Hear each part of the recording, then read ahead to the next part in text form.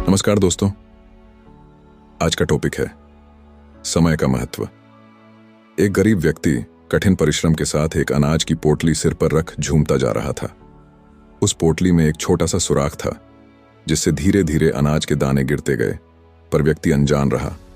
लगभग बोरी खाली हुई तो उसका ध्यान गया।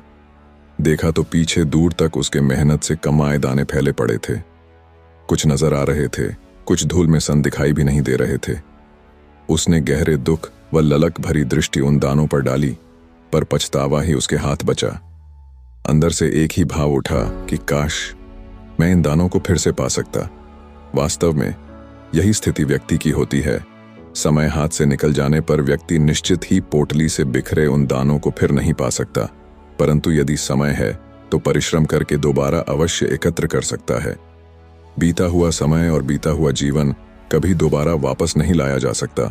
फिर भी हम सब क्षण क्षण करके पोटली के दानों की तरह परमात्मा की ओर से मिले समय को बिखेरते रहते हैं। पीछे बस इच्छाएं शेष रह जाती हैं।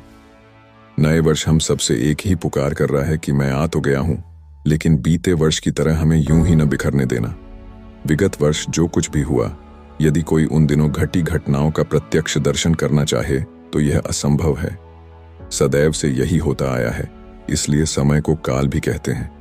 काल अनंत काल से अपने साथ न जाने कितने प्रभावों, स्वभावों, अभावों, दबावों से लेकर जीवन, परिवार, समाज से जुड़े उखाड़ पछाड़ को अपने में समाता रहा है, आगे भी समाता जाएगा। लेकिन समझदार लोग मिले अनुभवों के सहारे आने वाले समय के उपयोग का तरीका निकालकर सुखमय भविष्य की ओर फिर से बढ़ चलेंगे। यही जीवन का उसूल है।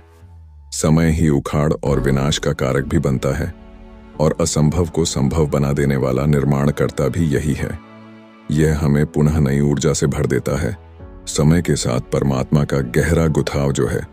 आइए हम सब परमात्मा अनुशासन में रहकर नए वर्ष में जीवन धन्य बनाएं।